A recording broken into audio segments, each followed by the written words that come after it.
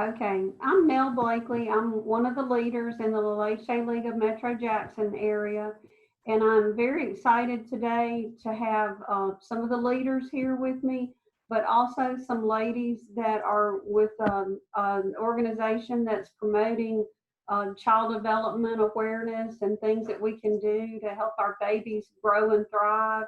And I'm going to let Callie introduce them and get started with the video. Thank you. Hi, I'm Callie Poole from the Mississippi Thrive Child Health and Development Project, and I'm excited to introduce Dr. Susan Buttress, who's going to talk a little bit about our project.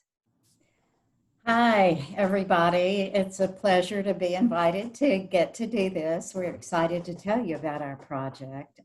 I'm a developmental and behavioral pediatrician at the University of Mississippi Medical Center and professor of pediatrics, and have taught peds for a long time. But what we want to tell you about is our very special project that we have. It's called the Child Health and Development Project, or Mississippi Thrive is what we've nicknamed it. It's a 3, now soon to be 4-year grant that has been funded by the Health Resources and Services Administration, which is a federal group out of the U.S. Department of Health and Services. It's a large grant. We were awarded $10.5 million. It's a joint project between Children's of Mississippi and Mississippi State University, the Social Science Research Center.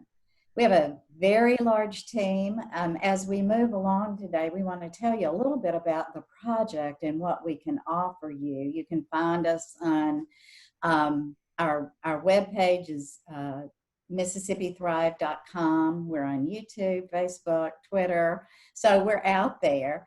And our whole goal is to improve the developmental and behavioral health for children birth to 5 in Mississippi. And that birth to 5 was chosen because we know that is one of the most important times for brain growth. Mississippi, unfortunately, has been at the lower end for child wellness and health, and so we're working hard to make that, to improve that. So here's something you may not know. The newborn brain, the average weight is about 333 grams, so not even a pound. But a big part of the baby's body, everybody knows the head is kind of the biggest part. But within 3 years, it triples its size and actually ends almost as the adult brain size. So very rapid growth. During that period, another thing that's pretty amazingly happening is that the brain is not just growing in size, but refining itself. So here's a did you know that in the first few years of life, more than 1 million new neural connections are formed every second. That is how our babies' brains are connecting and making pathways and pruning away the things they don't need and reinforcing the structure that they need. So it's like architecture. The brains are built over time from the bottom up. So you start with the basis, and every skill begets another skill. So you're building and building and reinforcing everything that happens. So those first, really, we say 5 years, but the first 3 years are massively important. And that first year of life, or 2, when you're breastfeeding and have that baby so close, it's so very important to keep all this in mind so you can make sure that you participate in the building of your baby's brain. And you do it subconsciously anyway. I am sure as we talk through some of these tips, you'll see that you're doing it. We're just going to give you a few tips of how maybe you can expand it. We know, back in the old days, we used to say genes were so very important. What you were born with, you kind of are stuck with. Well, that's not true. We found out through something called epigenetics that experiences, what happens to you in your early life can really enhance and build on whatever you were born with. And the adverse of that is that if negative things happen to a very good brain, then it can cause damaging issues. So genes and experiences build together the brains. And so with that, we wanted to just throw that out there, this project. We are very excited about. I just want to say that we're working with so many different entities across the state.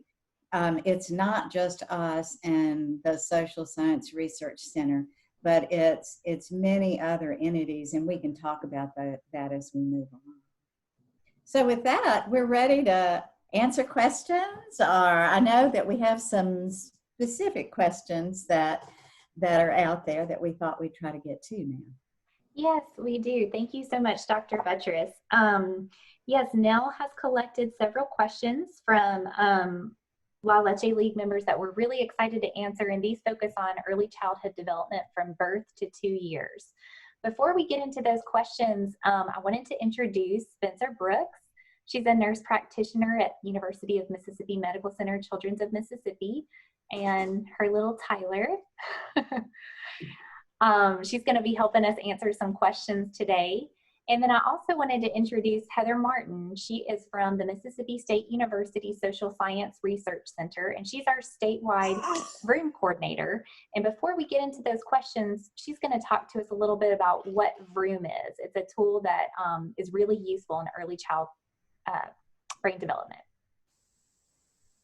Thank you, Callie. Yes, I'm so excited to be here today and to be with y'all. And we're going to talk a little bit as we answer the questions about Vroom. So I wanted to go ahead and just explain what Vroom is. It's an initiative that empowers parents and caregivers to take a proactive role in their children's early brain development.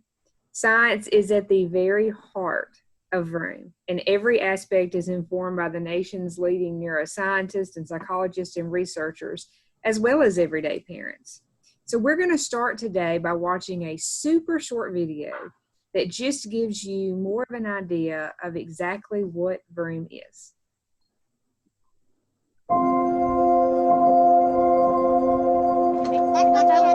Yes, and I'm going to hang up the jackets, okay? I'm really rushing all the time. I don't have enough time just to sit down with them. Being a full-time mom and having a full-time job, it's not easy. I always worry, am I doing enough with my kids?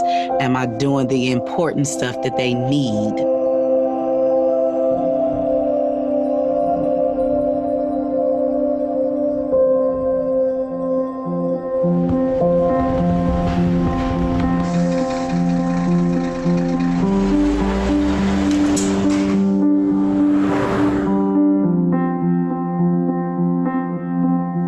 Imagine what is in here.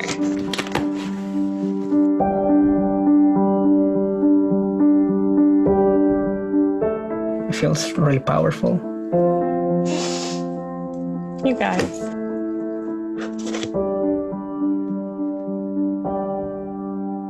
You already have all it takes.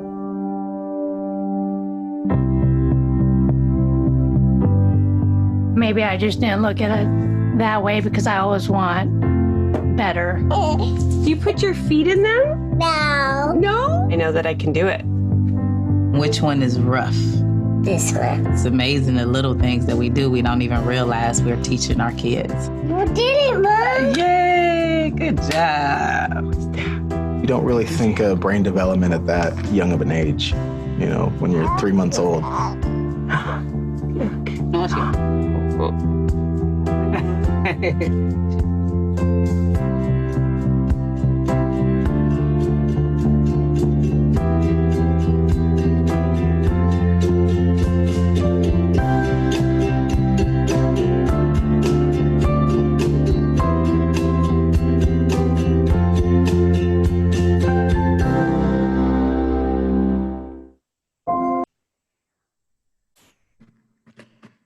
I think every time I watch that video, I hear the things that those parents say, and I can relate to so many of the statements that they say as a mom with two girls. And I think so many of us, when we think about brain development and we think about building our own child's brain, it kind of sounds big and it sounds scary. And what I love about Vroom is it takes all that incredible science and it makes it very simple and very easy. And brain building moments are all around us. And the very best part of all is that it isn't something extra.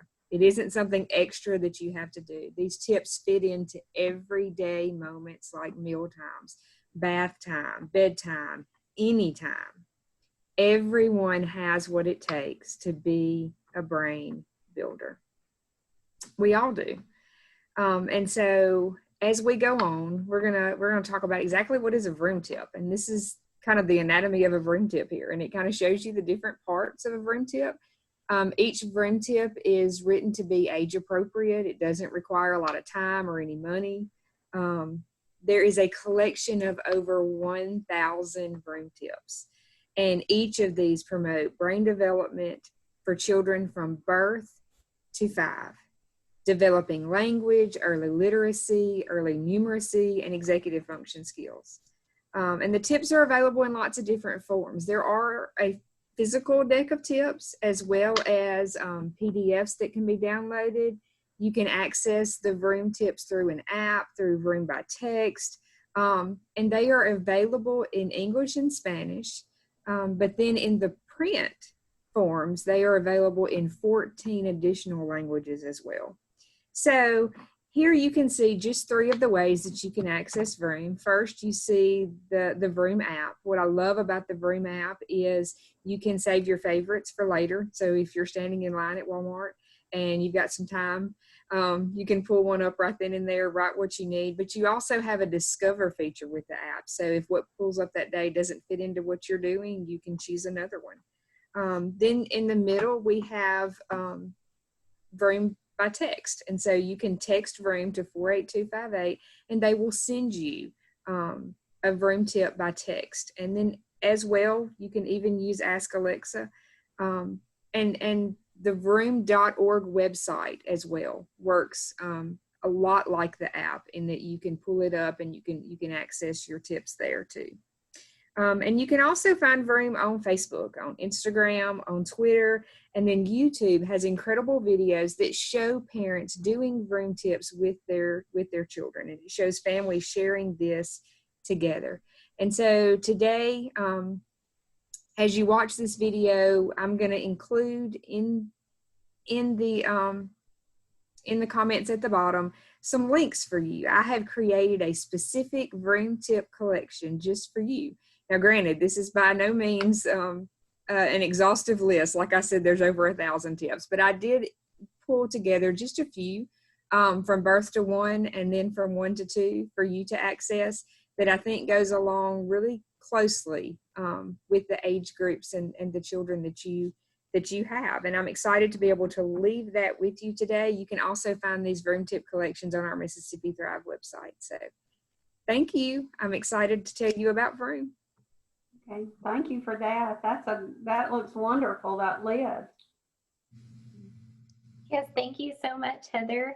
And now I'll turn it over to the La Leche folks with their questions that they have from the La Leche League members. Which one of you was going to go first with a question? Okay, Jordan. I'm Jordan Nicholas. I'm one of the leaders here. I've got 2 questions.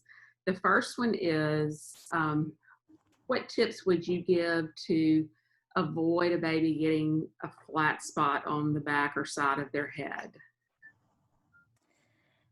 Well, that's a good question because that has become such an incredibly common issue in babies since the American Academy of Pediatrics came out with a recommendation several years ago that everybody should go to sleep, every baby, on their back. And so babies get sent home from the hospital with the back to sleep push. And so what happens often is because parents are so concerned about the possibility of SIDS happening, that they are afraid to ever put the baby on their tummy. So what we know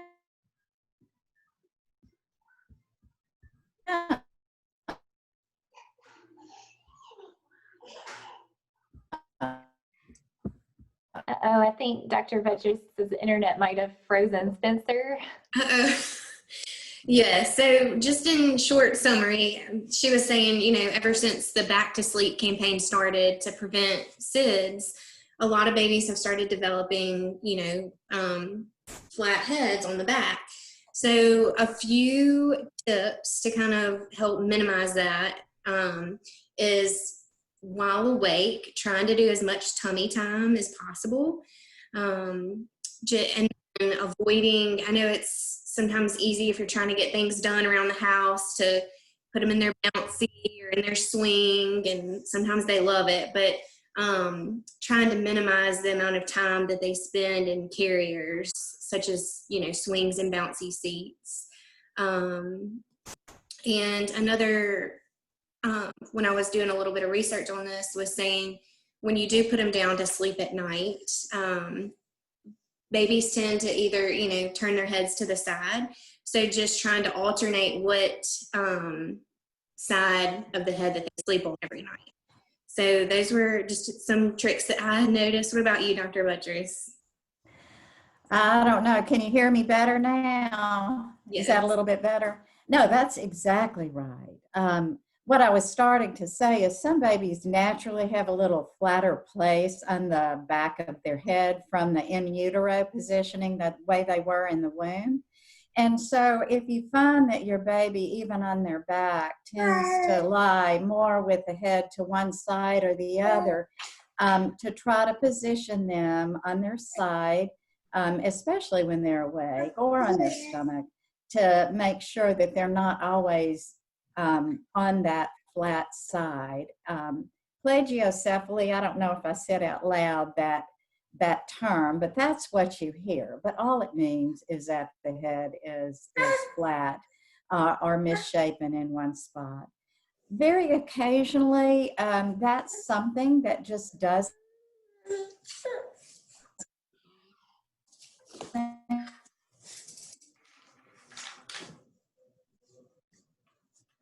Okay, I think we might have lost you again, Dr. Buttress. I almost know what she was going to say, if you want me to finish it. Sometimes there is a real problem that needs to be evaluated by a pediatrician, and I think that was where she was going to go. So if babies continually are having a misshapen head, ask your pediatrician. Right. That was exactly it. Thank you, Nell.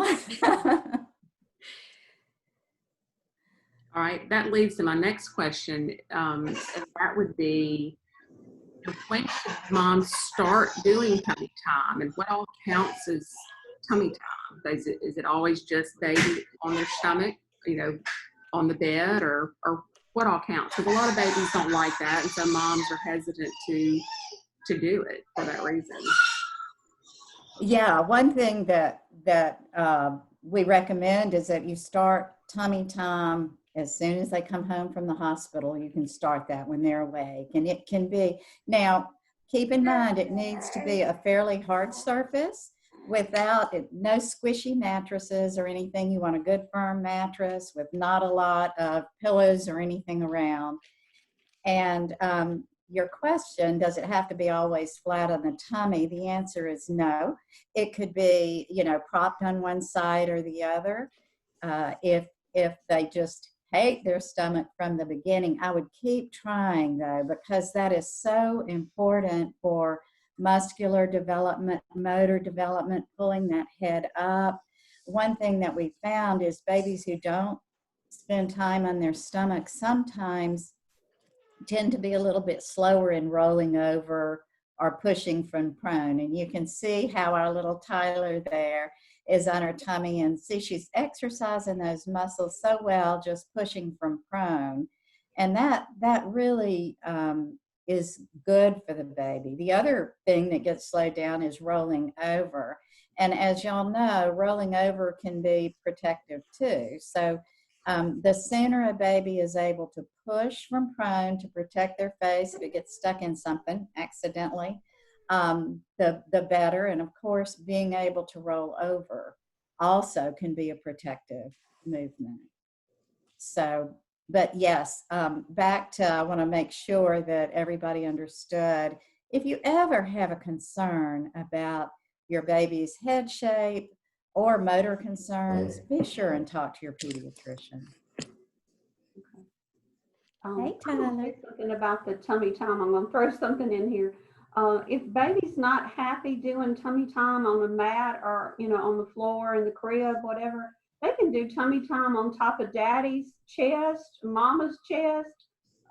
It doesn't always have to be on a surface. It can be on a person. Absolutely. That's one of the great tips that that we always make. The first tummy time a baby spends is on mama's tummy when they come out, hopefully. And so to remember that if they don't like that, that's a great point, Neil. Thank you. I'm Erin, and I'm another one of the La Leche leaders. And as baby wearing becomes more and more popular, a lot of our parents would like to know, what is the proper positioning in baby carriers? So you're talking about the car seat or the carriers that you walk around with? And well, both, actually. Both. So, Spencer, I think you were going to demonstrate a couple of things. Of course, in car, if we're talking about car, then the positioning is very important to do it exactly as recommended by the manufacturer, and of course, always rear facing. And so I think Spencer was going to maybe demonstrate that first, and then we can talk about the backpack carriers and all too. So Spencer, I'll let you take it. Yeah, so for the car seat, an important thing is making sure that they don't, especially during the winter time, making sure they don't have on like big bulky coats or jackets or, anything thick. You want them in light clothing. And then when you put them in, you want to make sure that the straps are right at their shoulder. And then once she's not a fan of getting put in the car seat, once she's in it, she's fine. You buckle them in, and the chest clip that's right here in the front, you want to make sure that it's even with their shoulders, right in between the nipple line. And then, it's okay. Oh goodness. And I'm sorry if y'all can't hear me, but another important thing is when you want to make sure that when you pinch any of the fabric, or if you pinch it, that you can't get any fabric to come up. If you can, then you need to tighten it. And then see, she's fine once you get going, but she doesn't like being put in. And so that's really the proper placement for your car seat. Now, a carrier, I'll let Dr. Buttress speak to. Yeah, there's so many different types of slings and carriers for the back, for the front. I think the thing that we always need to remember is make sure that when you're using the carrier, that the baby's head is supported well, especially in those first 6 to 8 weeks of life when the baby may have, depending, if the baby was a couple of weeks early, or depending, it may even be longer than 8 weeks. But if the baby doesn't have good head support, you want to be very, very careful about making sure that your carrier has the right kind of support for the head. The other thing you want to make sure is that the baby's nose, mouth is not constricted in any kind of way. So to be very safe with that. The back carriers can be great, except that you can't watch what's going on. So when they're really young infants, I would tend to recommend a carrier that keeps them in front of you so that you can see what's going on, make sure they're comfortable, make sure that they're okay and well supported. I think having a baby close to you is wonderful, and I would encourage them. You want to be careful, though, about not trying to do tasks like cooking at the stove or anything. I know it sounds like who would ever do that, but sometimes we get distracted, and when you're used to having that little one with you all the time, it's easy to forget that you really need to stay away from a hot stove or, you know, anything that could potentially be harmful to the baby. I don't know, Jordan, did that answer your question? Do you have any further question about that? I'm Erin, and yes, that was great. Thank you. Yeah, I don't know, Nell, you might have something you want to add to that too. If Jordan can talk, I may ask her to kind of clarify some of what we were hoping to bring out on that question. Jordan is a physical therapist, and so she thinks of things that I don't think about sometimes. Let Jordan work on it. The one thing that I was thinking about in regards to carriers, like the ones like the Ergo and the Tula and the one like the more structured carriers, was about like the hip position and how yes, it's like for the knees to be higher than their hips, so their legs are in an M shape and things like that. Because you don't want to put a child that's too young. Like there's a reason for those weight limits on the carriers, and it's so that their hips are properly supported. Because if you put a baby that's too small and the wrong carrier, they're not going to be positioned properly. And so you have to watch that. Exactly. Actually, some hip issues have resulted from improper positioning in carriers like that. So Jordan, that's a really good point. Thank you. I was more in the back to sleep mode when we were talking, but yeah, that's exactly right. You want to make sure. And the other thing is you don't want a baby to spend too much time in a carrier, because really the way they exercise their muscles and move about is to have free movement. So of course, there are always times when you need them, but if whenever a baby can be on the floor and unrestricted and playing or on a hard surface of other sorts, I think the better. And the other question people ask is, what about exercisers and bouncy seats? When are those appropriate, and how often should they be used? You know, we had, Spencer and I had a big discussion about this because we were trying to look at any kind of formal recommendation. We have opinions, and we'll give you those. But from a really formal recommendation, the one thing we know is absolutely no walkers, nothing movable, nothing that a baby can slide along the floor with, because of the fact that there have been so many numerous injuries. The other thing to remember is if you use an exerciser, you want to make sure the baby's feet are able to be flat on the floor, so that they are not always toeing. I know Jordan might want to make a comment on this, because as a physical therapist, one thing we often worry about is having babies up on their toes too much. So you want them to be able to be flat so they can push and exercise their legs, no dangling or toes.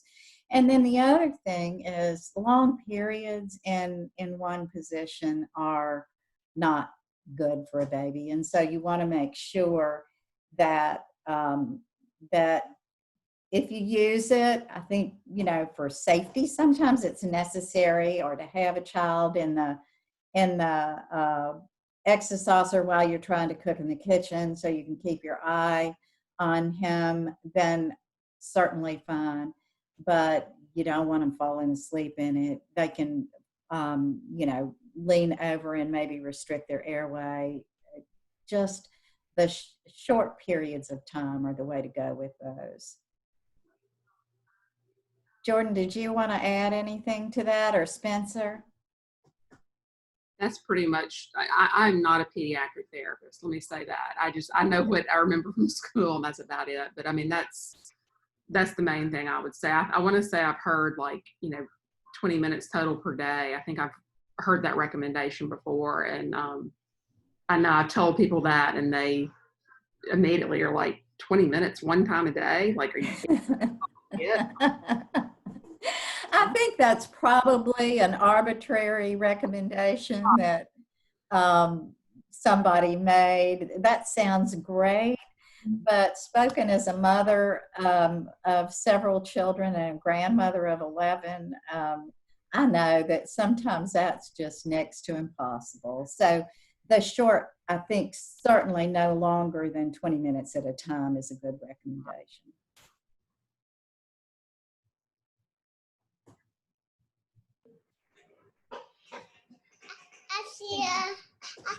Are we ready for the next question? Yeah. All right. The next one we had was, what can you tell us about if a child is exposed to more than one language in the home? Like if you've got, a bilingual or trilingual home, will that affect their language development because they're exposed to so many different languages? Could it cause a delay because they're having trouble sorting out what they're hearing, or how would that best be handled? Or is there a concern there? Back many years ago, people thought that it could be a reason for language delay. After lots of looking and lots of research, we know that's not true. A bilingual home, I wish that my children had grown up in a bilingual home, because what happens is if they start at a very, very young age with a language, then they're able to think in that language. And it's not one of those things where they have to take English word, convert it to, say, Spanish, and then speak it. But it becomes an innate language for them. And so the earlier you start with dual languages, the better. So that's one of those things to keep in mind. It's a great thing to have a bilingual home. If you have a child with speech and language delay, then, and they are typically delayed in both languages, then sometimes it's a good idea to concentrate on one, to help them get a good command of one language to use, English in our country. But overall, it seems actually better for you if you're in a dual language home. It's better for your brain. And if you really look at the literature. A trilingual or quadrilingual home, I've had a couple of missionaries who had 4 languages in their home, and we found that sometimes that does make it a little difficult for a child. But otherwise, go for 2 languages. Good. I'm Torshita. I'm one of the other leaders. As parents start to prepare, our children get older and we start to think about school, what are some tips that we can do at home in those years and months and weeks before our children start school? Oh gosh, there is so much. Does anybody want to start that before I jump in? That's a great question, Torshita. I'll first say, read, talk, sing, and then read some more. And as Spencer, you can probably talk to the reading that you've already started with Tyler and how important it is. So definitely reading, even, the first week they're home from the hospital, there's never soon enough to start reading to your baby. They love hearing your voice. They've heard it for, 9 months in your belly. So it's comforting to them. And so we try to, do it at least 2 to 3 times a day. And it's, part of our nighttime routine. And it just, I think it helps calm her down hearing our voice in that, storytelling way. And so I'm actually gonna model just one of our cool room tips that Heather was telling y'all about earlier. And especially at this age where,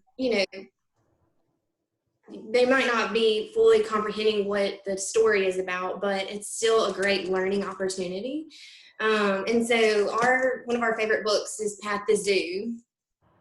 I love this book because it has all kinds of textures and colors and animals, and you can incorporate a lot of learning into it. So Bunny is visiting the zoo, a black and white penguin. She's on her nap, so we're not cooperating too much, but just letting them, feel the textures and see the bright colors, and they touch the bird's bright feathers. What color feathers are those, Tyler? Those are red feathers. Yeah, those are red. So just incorporating books in that sort of way is a vroom tip. And I don't know if you have that up there, Heather, yet. Okay, so I'll let her kind of take over and explain that. Yes, and this question is so dear to my heart as well. I have taught preschool for the past 16 years, so I left the classroom because I am so passionate about Vroom. I mean, I truly am, and about the amazing activities and interactions that you can have with your child. And so this tip here is just sharing the story, and you saw just then how they were interacting with the story and reaching out and touching and using all of those senses. And the great thing about Vroom tips is each activity also includes the brainy background, and it tells you the science behind why that activity is important. So the brainy background for this says children learn through touching, feeling, and putting everything into their mouths. As you talk about his or her experiences, you help your child make connections between words, pictures, and objects. You not only share the story, you share the joy of reading. That's, one thing I'll just add to that real quickly is that about 40% of our children are entering kindergarten unprepared, according to a survey that was done by kindergarten teachers in Mississippi a few years ago. So, Torshita, that one of the issues that the teachers have found is that they believe children's vocabularies aren't where they need to be, their pre-reading skills aren't where they need to be. And so if you read but talk, even parents who can't read can prepare their children just by talking and naming objects and pointing to objects and singing to them. All of that is so good for the kids. So yeah, you can tell we're passionate about that.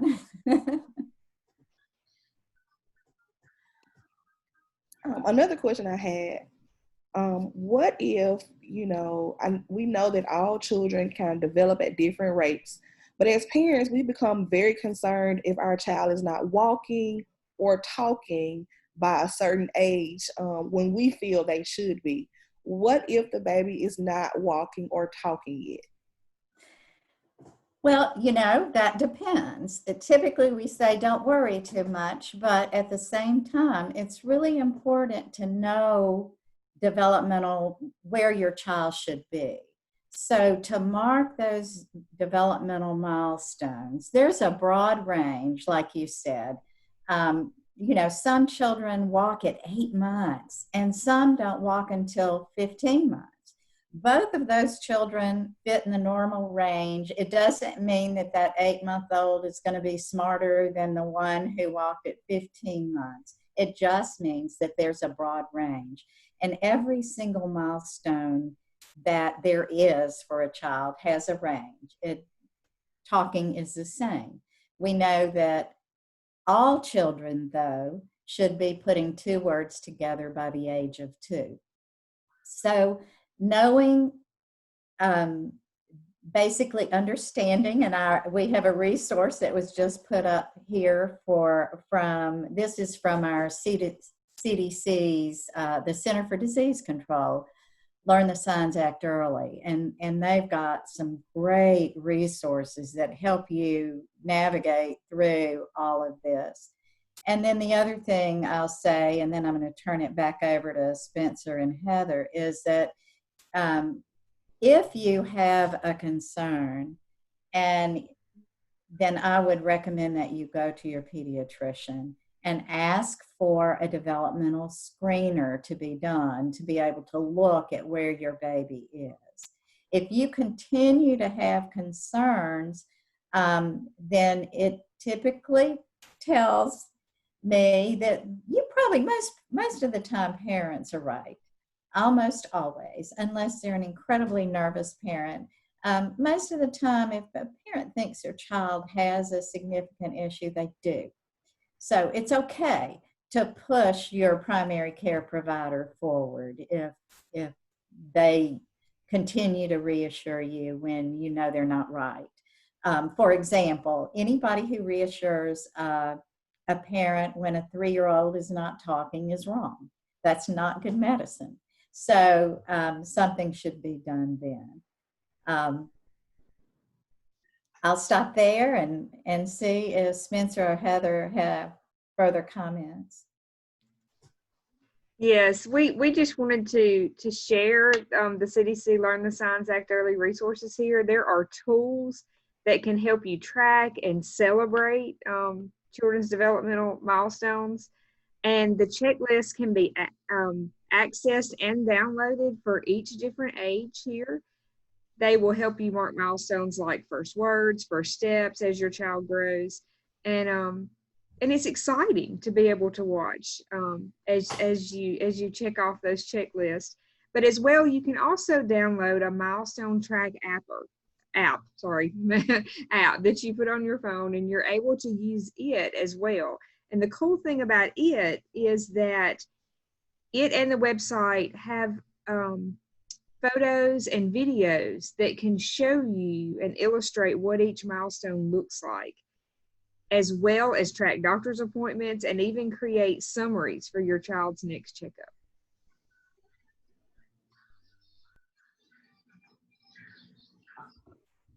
I think I'm supposed to ask, where can people go to find out more information about milestones and child development, and just more about how they can help their child be on track for development?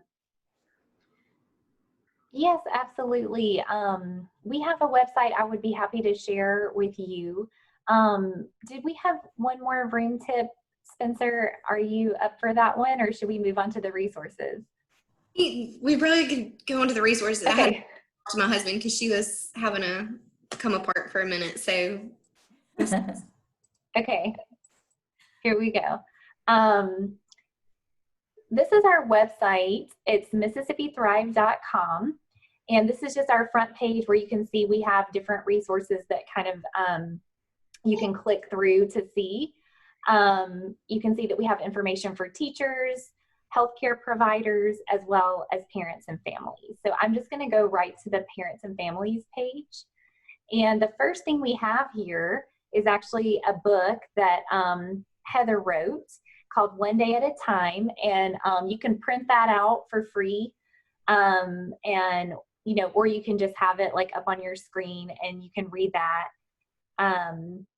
with your child. And so it incorporates room tips throughout the story so that you can, it kind of makes it interactive and gives you ideas of things to do with your child. And it focuses on life during COVID-19, so the stressful times that we're all experiencing now. And then you see the room. This is the video that we showed you earlier. There's another video that really goes into those brain building basics behind Vroom. That's a short video, just a few minutes, that gives some really specific examples. of what those look like. And then we have some more resources here. This link is going to take you right to that page that Heather was just talking about, the CDC's Learn the Signs Act Early, so you can print out those milestone checklists for free or download the app that Heather was talking about. This resource is going to take you right to vroom.org, where you can download the app or you can see those printable tips. This app is going to take you to Talk With Me Baby, where it gives you several different conversation starters, because I think some parents might, and y'all jump in and tell me, you know, what experiences you've had, but I think some parents might feel a little silly talking to babies before they can talk back, or not really realize how important that is. So this really talks them through that process and gives them some ideas for how to get that going. And then this link right here is for Talking is Teaching. They have lots and lots of great resources for early childhood providers, educators, families, also just about encouraging talking, reading, singing to young children as much as possible, even before they can talk. Here we have information about how to talk to the doctor if you have a concern, just you know, really reinforcing all of those resources, talking to your pediatrician or healthcare provider. And then we just have a few little video examples at a few different ages. You can click through here and see what babies are typically doing at that age to get some video examples. And they also have video examples on the CDC Learn the Signs Act Early website. And then where it says here, learn more, if you click this, you go right to some resources. And so we have several different maps here that when you click, they just fold down. And so this one is for pediatric clinics around the state. And they are actually separated by specialty. So if you have a specific specialty you're looking for, you know, you can click that to see the availability. And if I want to see just the specialty, I can do that. Or if I want to see specialty and general pediatrics. So this blue map right here, we're in the process of updating this, but you can zoom out to find your area all across the state, and then you just click in, and for example, this one in West Point, Mississippi, it lists who the pediatricians are and then what their specialty is, as well as the address. And we're in the process of adding phone numbers to those as well, that if people are looking at this on mobile, they would just be able to click on that address and the map would come up, or they could just click on the phone number to directly call. So in addition to the pediatricians, we have healthcare specialists, which we've separated out by occupational therapists, behavioral health providers, physical therapists, psychological services providers, and then speech and language therapists. And so the same thing, you can zoom out or in, and then you can just click on each one to find the contact info. And these do have the phone numbers, and it'll tell you, you know, which of these services they provide. The next one is licensed childcare centers. So same thing for these. You can find the provider names and then their contact information. And then we have family resources, and these are a little bit more general resources. So we have everything from children's museums, where to go to get developmental screenings. That's the default one we have checked because we think that one's so important. Early childhood education resources, early intervention services, and then things like economic assistance. So we also have nutrition. So we have things like WIC. Let's see. I'm going to just click on one of these, for example, health insurance, and then you're going to see, you know, where to go to inquire about CHIP. And then this place also offers the EPSDT. So it has the phone number and the address for each area. Special healthcare needs advocacy. And then for each of the maps, we have a little link where you can leave us a comment. So, you know, we know that resource maps are going to need updating all of the time as new places open, as places change. So on each map, if you just go ahead and put your name and email address and anything that you see that needs to be changed, we'll update that in real time. So we're kind of relying on the support of the community to keep these up to date as much as possible. Of course, we've done a lot of research to make sure they're as accurate as possible, but we just want to make sure we had an option to update. And then we have a couple of just kind of statewide resources that we wanted to highlight that were a little difficult to put on a map. for example, the Help Me Grow Mississippi phone number that families can call to and actually tell them their zip code, and they can tell them resources in their area related to developmental health. And I also wanted to highlight one more part of our website. So this is part of our resource page, and we also have several resource links here where you can actually download things, print them out, many of the materials that we've gone over, where to seek support, how to build your child's brain, how to mark their milestones. This takes you back to that map. And then these are actually some free developmental screenings that families can actually complete online and get a really close look at how is their child doing developmentally. And then we also have everything on our parents and families page is available in Spanish as well. So that's just a quick tour of the Mississippi Thrive website. In addition to that, CDC Learn the Signs Act Early and Vroom, I think there's just a plethora of resources there for families, educators, providers. Is there anything anybody else wanted to add about resources or anything? Or any questions about those? Are we ready for me? Okay. Thank you so much. That is so much information. And I know the moms in the Leche League group are going to appreciate having all those resources that they can turn to.